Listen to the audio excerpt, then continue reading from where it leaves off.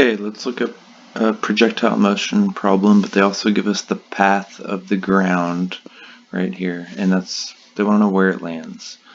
What are the coordinates where it lands? And the path is given right here as an upside down parabola.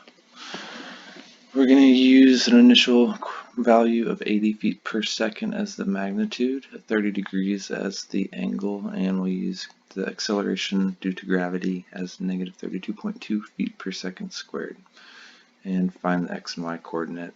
I went ahead and broke up the initial velocity vector into its x and y coordinates right here, giving us 40 root 2 and 40 feet per second squared for the x and y respectively.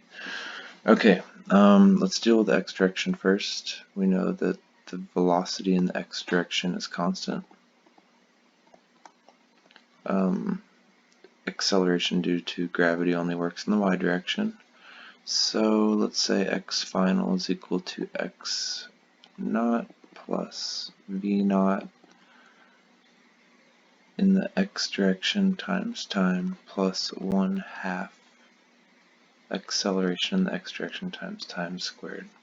Now, this is a soccer ball or something kicked from the origin, and since it has a velocity being constant in the x direction, we can say this is 0. Since it started at the origin, we can say this is 0. That just gives me x final is equal to, I'm going to go ahead and plug in our v naught in the x direction, 40 root 2 feet per second times time. Okay, call that equation number 1.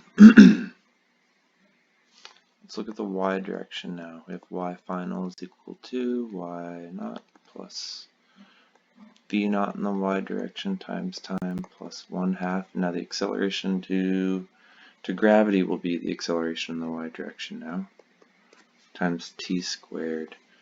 It started at the origin, and then we can say y final is equal to that 40 in the y direction, right here,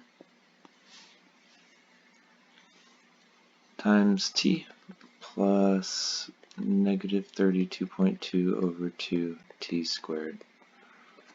Alright, so you can put 1 into 2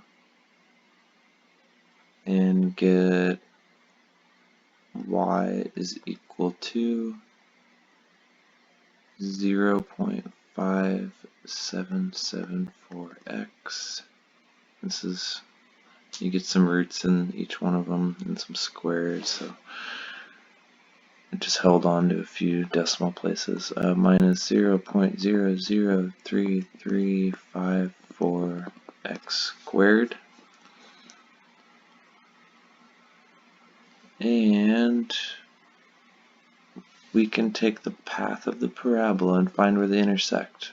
The path is equal to y is equal to negative 0.04x squared.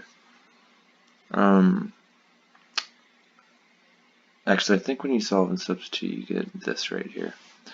Then what's going to happen is we wanted to find the x and y coordinate. Well, the y coordinate is below the x-axis, so it's going to be a minus y. So minus y would look like a positive 0.4x squared. And so let's find what minus y. That would be the positive 0.5774 t plus, or sorry, x, not t, we eliminated t, plus 0.00334 x squared, and this becomes a minus. Sorry.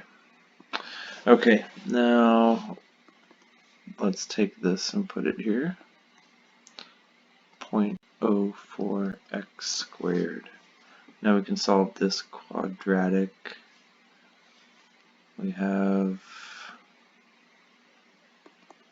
x equal to 13.3 feet. Alright, that is how far it made it over. We need to know how far it went down also, so we can go back to our original path function. Plug in 13.3 feet